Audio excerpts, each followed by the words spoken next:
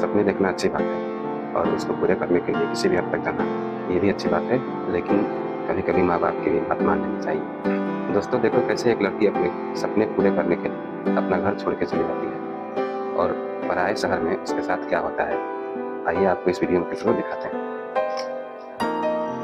अरे बेटा, ये क्या तुम दिन रात मोबाइल में लगे रहती हो, रील्स बनाने में लगे रहती हो? अरे कुछ पढ़ाई की तरफ भी ध्यान दो। अपनी छोटी बहन को देखो, कितना पढ़ती है वो, दिन रात मेहनत करती है, दिन रात। अरे उससे कुछ सीखो बेटा, जिंदगी पढ़ाई से ही आगे बढ़ती है। ये रील्स और वीडियोस बनाने से जिंदगी आगे नहीं बढ़ती। कुछ समझने की कोशिश करो। पापा कुछ पढ़ाई नहीं करती आपकी बेटी, बस आपके सामने किताबें खोल देती है और आपको लगता है कि वो पढ़ती है, लेकिन मुझे पता है वो पढ़ाई करती है कि नहीं करती है। और पापा मुझे जितना पढ़ना था ना मैं पढ़ चुकी हूँ। आपको पता है ये रील्स बनाना मुझे पसंद है इसलिए मैं बनाती हूँ, और ऐसी वीडियोस बना बना कर लड़कियां आजकल कितने फेमस हो गई हैं। आजकल के बच्चे भी प्लीज आप मुझे डिस्टर्ब मत किया करो यार। अभी जाओ आप यहाँ से, और जा तू भी अपने रूम में जाकर पढ़ाई कर। कैसे बात मैं तो इस लड़की को समझा समझा के हार गया। कुछ नहीं हो सकता इसका, कुछ नहीं हो सकता। सच में आजकल के बच्चे ऐसे।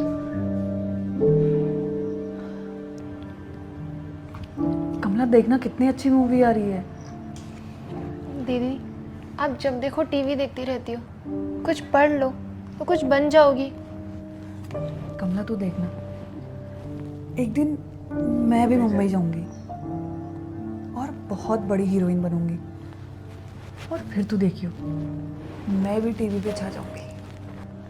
दीदी हमारे पापा एक छोटी सी परचून की दुकान चलाते हैं। उनके पास इतने पैसे नहीं है कि हमारे ऐसे सपने पूरे कर सके, बल्कि हमें तो पढ़ लिख कर उनके सपने पूरे करने चाहिए। कमला मैं यहाँ रहकर कुछ भी नहीं कर सकती। मुझे हीरोइन बनने के लिए मुंबई जाना ही होगा, क्योंकि सपना है मेरा ये। ठीक है, आपको जो करना है आप करो।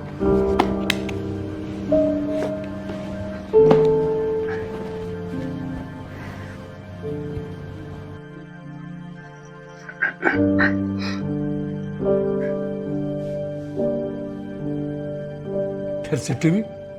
अरे सारा दिन तुम टीवी देखती रहती हो, कुछ घर के भी काम काज देख लिया करो। बहुत कुछ है करने और सीखने को। अरे छोटी बहन की मदद कर दिया करो, कुछ खाना वाना बनाना सीख लो। जिंदगी में ये सब कुछ काम आएगा, ये टीवी नहीं। पापा आप खुद सोचो, अगर मैं घर के काम करूंगी या गैस के आगे खाना बनाऊंगी तो पापा मैं काली पड़ जाऊंगी, और फिर हीरोइन कैसे बनूंगी? पापा मैं मुंबई कैसे जाऊंगी, बड़ी बड़ी फिल्में कैसे करूंगी? आप ये सोचो। बेटा ये फिल्मों के चक्कर ने तो ना तुम्हारा दिमाग खराब कर दिया है। लगता है कि मुझे तुम्हारे लिए कोई लड़का ढूंढकर तुम्हारी जल्दी शादी करनी पड़ेगी। पागल कहेंगी। शादी? मतलब मुझे कुछ करना पड़ेगा, क्योंकि अगर मैंने कुछ किया नहीं ना तो पापा मेरी किसी गंवार लड़के से शादी करा देंगे, और मैं ऐसा बिल्कुल नहीं होने दूंगी। मुझे हीरोइन बनना है, मुझे मुंबई जाना ही होगा। घर छोड़ के जाएंगे। पापा क्या हुआ बेटा? दीदी रूम में नहीं है, और ये चिट्ठी मिली है। पापा मैं घर छोड़ के जा रही हूँ। आपको पता है कितने बड़े बड़े सपने हैं मेरे, और आपके पास रह के उस घर में रह के मेरे सपने कभी पूरे नहीं होते। मुझे हीरोइन बनना है। बहुत बड़े बड़े सपने हैं पापा मेरे। अगर मैं घर छोड़ने का फैसला नहीं लेती तो मेरे सपने कभी पूरे नहीं होते। और प्लीज मुझे ढूंढने की कोशिश मत करना आप लोग। मुझे अब आपकी बिल्कुल भी जरूरत नहीं है।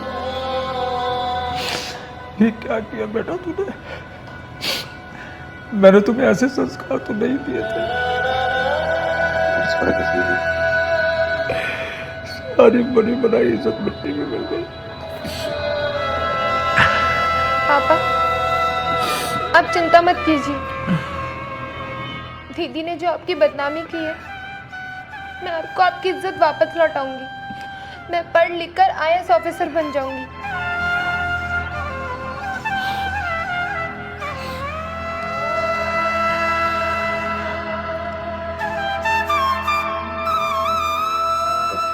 पापा पापा पापा कहाँ हो?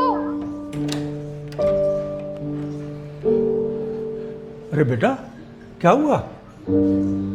पापा मेरा UPSC का रिजल्ट आ गया। मैं IAS पुलिस ऑफिसर बन गई पापा। सच में बेटा, एग्जाम तुम्हारा क्लियर हो गया?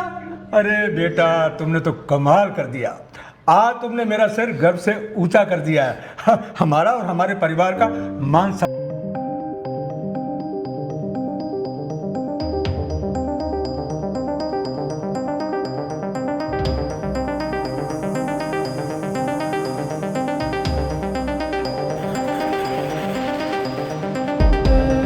अच्छा, ये बड़ी बेटी।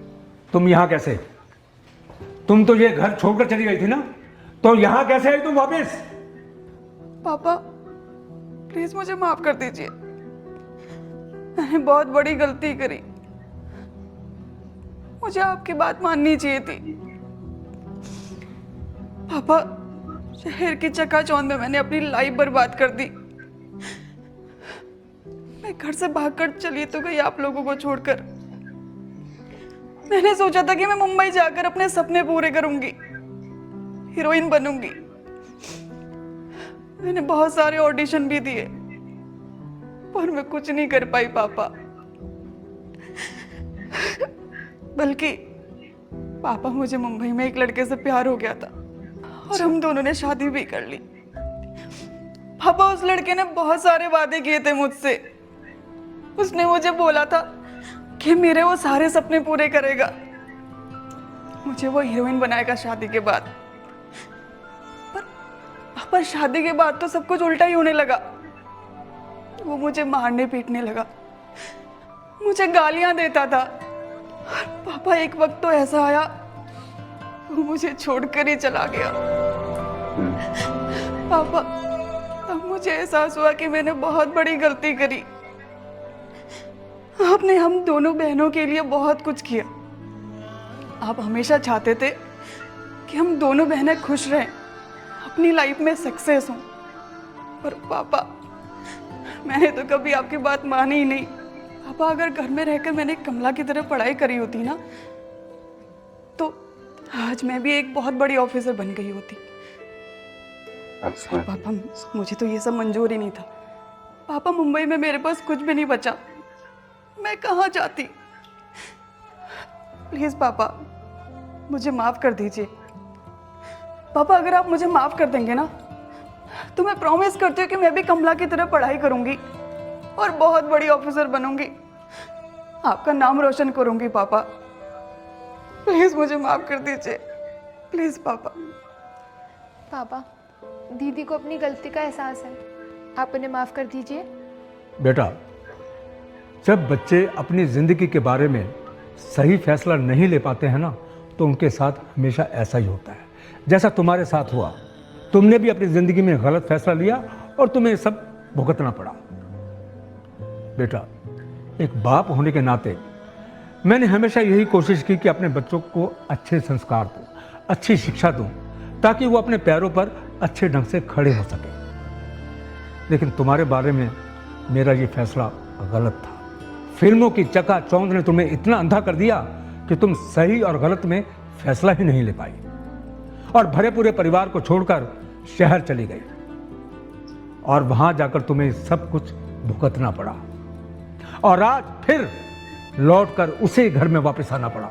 बेटा, बच्चे चाहे कितनी भी गलतियां करें, पर माँ बाप हमेशा अपने बच्चों की गलतियों को नज़रअंदाज करते हैं। उसी के नाते मैं भी तुम्हें माफ़ करता हूँ, क्योंकि आज तुम्हें अपनी गलती का एहसास हो गया। बेटा, अब मैं तुमसे भी यही चाहता हूँ कि तुम कमला की तरह पढ़ लिख कर एक बड़ी अफसर बनो और ज़िंदगी की एक नई शुरुआत करो।